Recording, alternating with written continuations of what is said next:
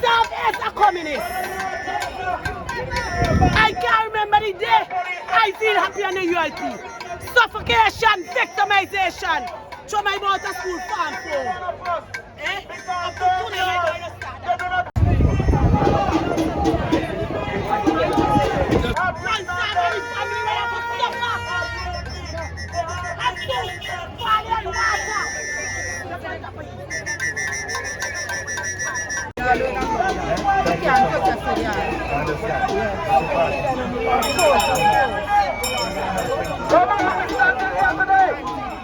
Kenton, we are protesting because we want to ensure that we keep our eyes on the criminal justice system.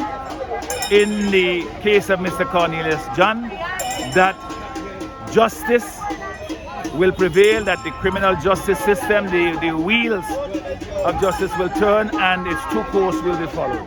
We are protesting because we are against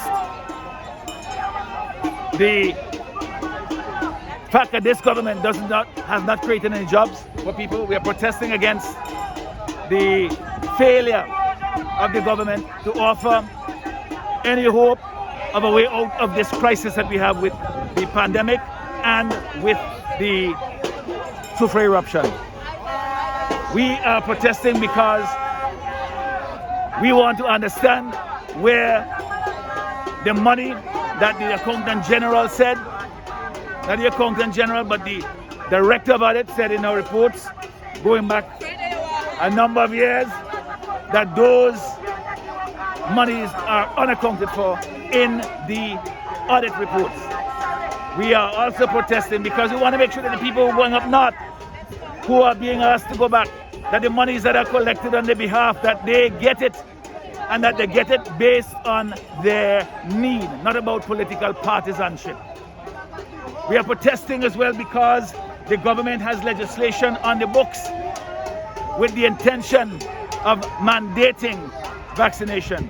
As you know, the position has been, in my party, myself, is that we are in favor of vaccination, but we are not.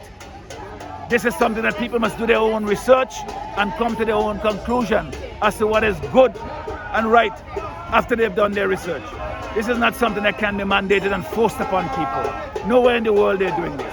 Was this supposed to be one of the bills that was supposed to be presented to Parliament today? Yes. Can you tell us a little bit more about what the bill actually says? Well, the one that is in question is the Public Health Act, where there are two sections are being amended. One is to take out the word voluntary from a section, but the most egregious part, in my view, is the section that says that if there's a public health order and you're seeking an exemption from it on medical grounds, that your doctor's opinion is not sufficient.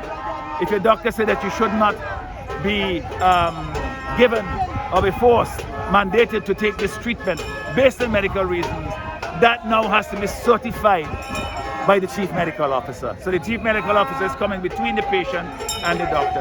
And that I don't know of any example of that anywhere. Why do you think that is wrong? Well, because what it does is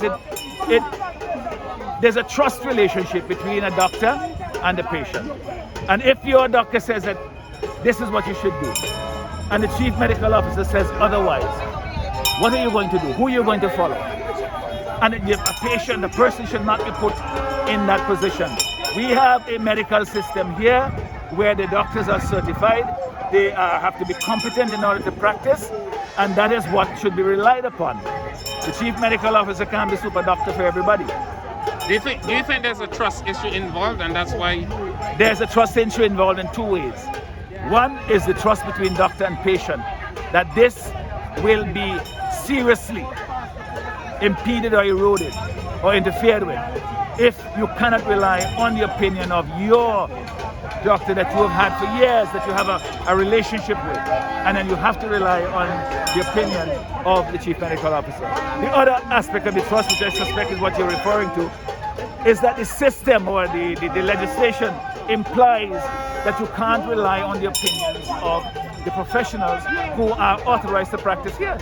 That is a serious indictment of the way in which our medical people, and they should stand up as well and say, well, listen, I am a doctor, I'm licensed to practice.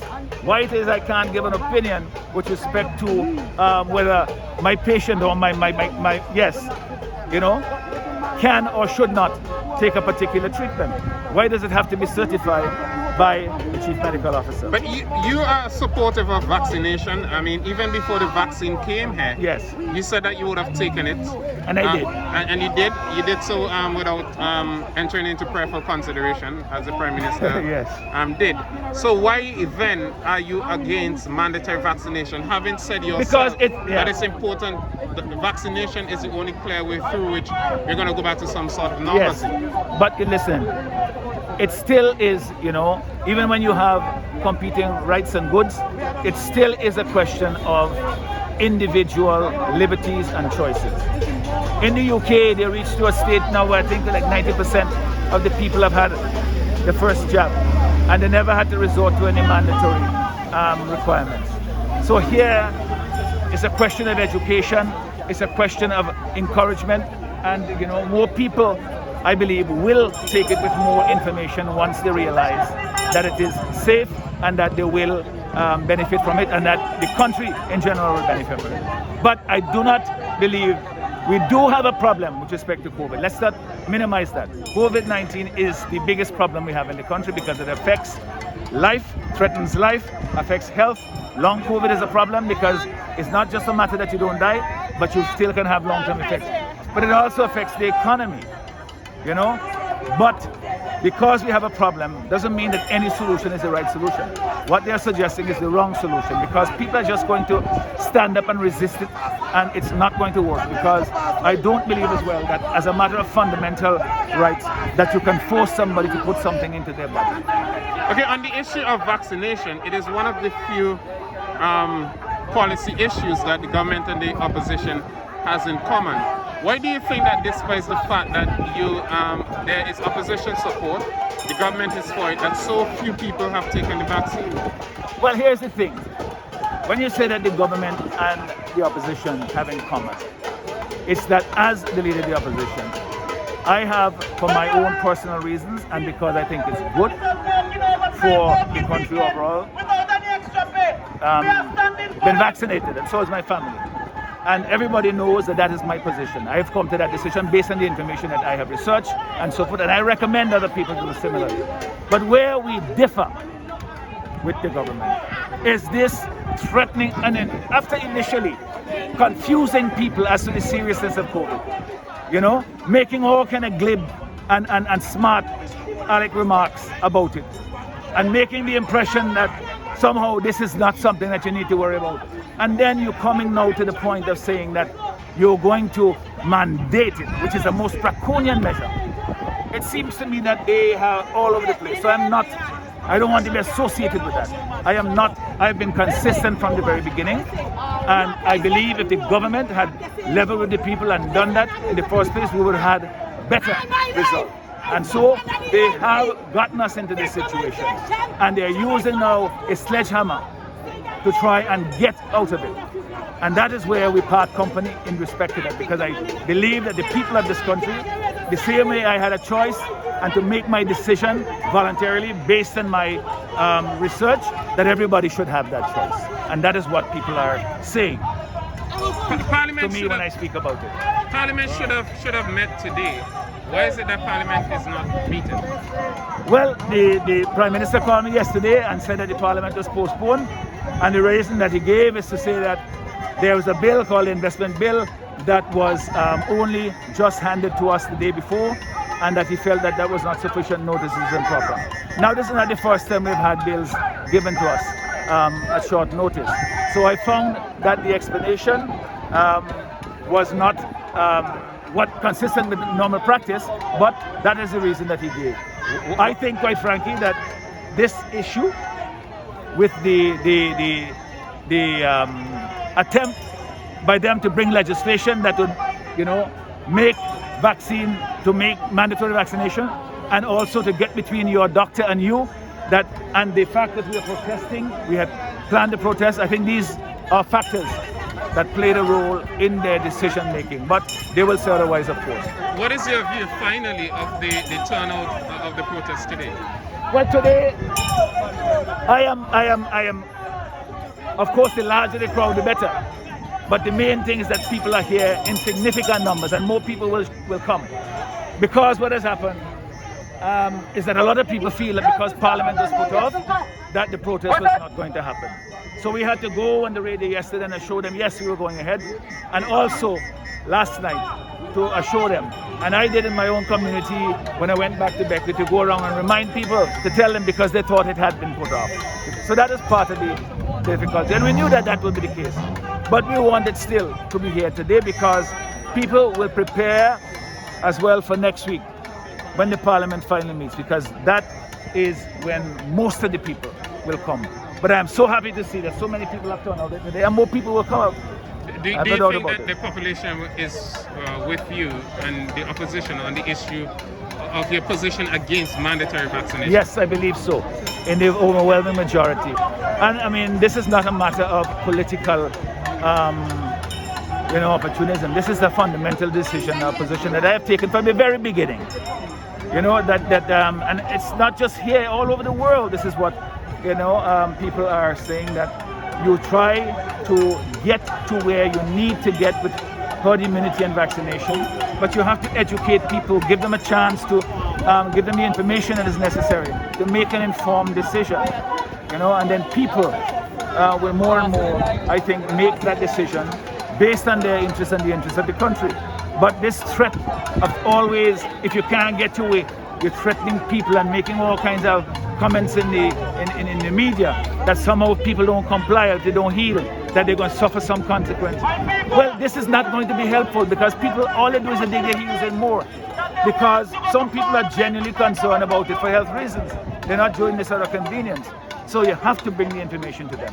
And that is why I believe that our position is consistent from the very beginning, and we believe that the people of the country, they have to be given more respect than that they cannot simply impose something of this magnitude. It's a matter of individual rights. And what about persons who have health conditions, persons who have objections on religious grounds and so forth? Fundamental rights still have to be respected even when we have a crisis. And we hope that we can find the way out, but quite frankly, the government has made the situation worse by just when we had the budget debate recently, this year, I was advocating that we make mask wearing mandatory in public places, mask wearing to protect everybody. They were laughing at me in the Parliament. A week later, the CMO says, no, that the scientific advice is wear your mask. In public, wear your mask if you are indoors and so forth, publicly. And so they were making light of it. And then all of a sudden, I think we're the only country in the world that's making such a proposal like this, as draconian as this. And you go from one end of the spectrum to the other and you expect people to trust you. That is the problem that we have now. This is why I say this situation with COVID will never be resolved while this present government is in office. All right, thank you very much, Dr. We don't have the trust of the people. Thank you very much, Dr. Friday.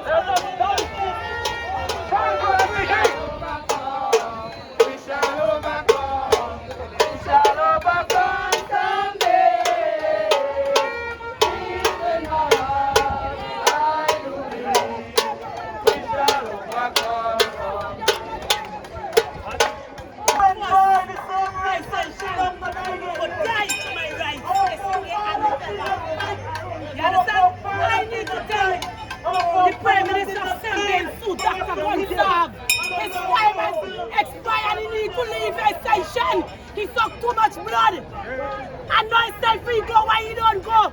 Go home and take care of his family. Kenton, I'm on the protest line to sustain the call that we've been making. Originating with the Cornelius John situation, as you know. for justice and rule of law. That matter is still playing out itself. But there are a number of issues that are on the agenda that we have to attend to. And so I'm here today to demonstrate that we can in fact sustain. What are those issues? Especially, I want you to speak about the issue of mandatory vaccination. Well, my position is, as you have had, I am explained by the leader of the opposition. The party's policy position is that we should follow the science and support vaccination. But we do not subscribe the notion of mandatory vaccination. We think we still have to pursue the part of persuasion and meeting people where they are. And although the pace may be slow, we have to persist there and get people to come on as best they can in a voluntary manner. That will be the best outcome. What are your views as an MP on the way that the government has executed its vaccination campaign? Well, I think they have faltered from, I'm going to take this down. They have faltered from the incorrect start way back when they simply didn't believe, like the rest of the world, that this pandemic was going to be as serious as it is. And they just did not message properly and perhaps engage with the stakeholders. But it's also because we are, to a large extent, a politically charged society. A vote or demonstration of the lack of confidence or distrust in Gonzalez. I don't speak to the question that he went for Sputnik while others was taken as AstraZeneca, because now both of them are available. But I think, in all fairness though, at the time when he took it, only the Sputnik, as far as you know, was available. No, I think AstraZeneca was too, wasn't it? Yes. No, it was not. Yes, man, because Friday was right up there front with them and he had the AstraZeneca. But Friday took his own several weeks after Gonzalez. Was it several weeks? Well, we could debate that. No, not a debate. If your information was accurate, then I give way. There's no debate there. Yeah. But okay, you speak about a lack of trust in the government. The government and the opposition electorally was separated by just about 500 votes. But we haven't seen a large take-up, even if one were to assume that take-up of supporters of the government. Why do you think that is so? I don't think I understand the question. Help me. Okay, you were speaking about a lack of trust in the government. Yes. As one of the reasons why people haven't taken the vaccine. Back to the vaccine question. Yeah, but I'm making the observation that, I mean, electorally, the difference between the government and I don't think the hesitancy or the anti-vax policy is reduced to a measure of trust or distrust in the government. I think a lot of it is personal. Some people have subscribed to the propaganda regime of one or the other agencies, vaccine, anti-vax or hesitancy. Others in their own best objective, deliberate judgment have made those decisions. And this is where we are now. Let me just take this call. Okay, I'll call back now. Yes. So I don't think it's just a strict political thing, because it's not a St. Vincent unique situation either. It's regional and it's international. And even in areas and theatres where people spend large amount of money and the most professional of PR firms to do it, they're still having difficulties. So it's a real issue. But to be clear in my own right and to be emphatic, I am in sympathy for the vaccine. I mean, that's my argument. So how do you think this process is going to help? Well, the protest is going to help in the sense that it's going to increase the level of awareness. And I'm not expressly speaking to vaccine or non-vaccine. To bring to the attention of the government the issues for which people will not tolerate. The Cornelius John situation, let's deal with that as a standalone situation, is really a very poor management and demonstration of good policing, that justice should be for all, and that rule of law should prevail. And on those counts, I just think the government completely mismanaged that situation. And it has been compounded by the way the House itself was handling the matter as to whether the offending party, alleged offending party in terms of the senator, should be in or outside of the House. In the end, she has asked for leave of absence, which embarrasses, to my mind, the House, because we should have done what she asked the House permission to do. So those are not good signs. But generally speaking, my brother. There's so many missed opportunities here that people not attending to. Over the last week, for example, we had the president of the Caribbean Development Bank in St. Vincent and the Grenadines, looking at where we are with respect to restoration and rehabilitation. You don't have an opposition view, and the opposition view is relevant for the same point you made earlier. There's sufficiency of votes, the majority of votes, that speaks to that. Even in the northeast and northwest corridors, where it is most impactful, it's areas in which the margins are razor thin. 1 vote in North Leeward and 61 votes in North Windward. That tells me that the views of the other side, our side, certainly merits being heard. And you follow that a week or two after, where the president of the 75th Assembly of the United Nations, again, while their charge is to speak to governments, maybe the responsibility fell on the government to be magnanimous and take an approach to a unity government, if in brackets as a one, so that we are all inclusive.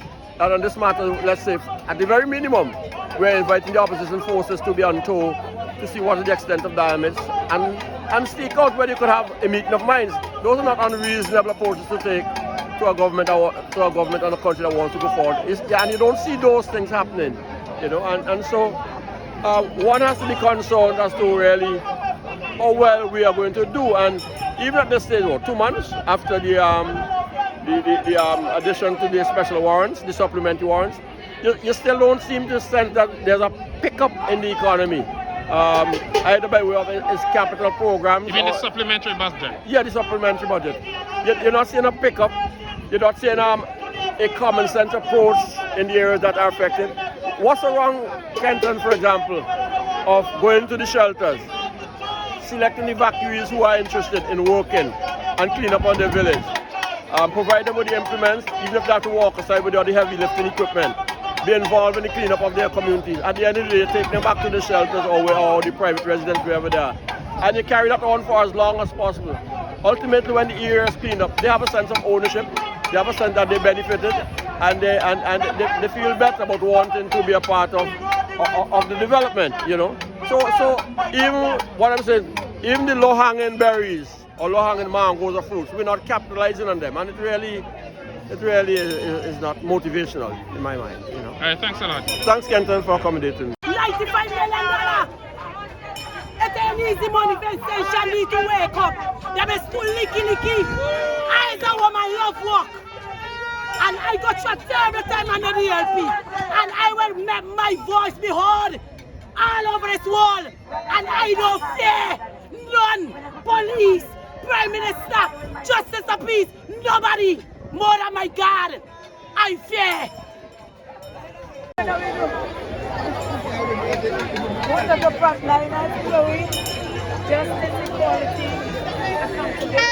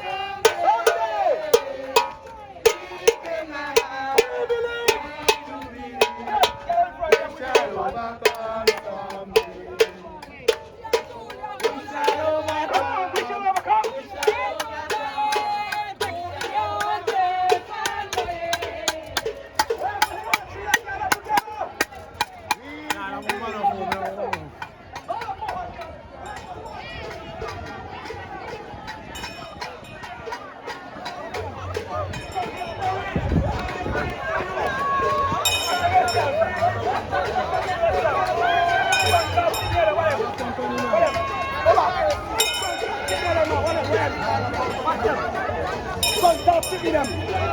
Yeah? They're supposed to be in state. But now they come, guns and disciples. Watch them, watch them. Them the police. Them are disciples.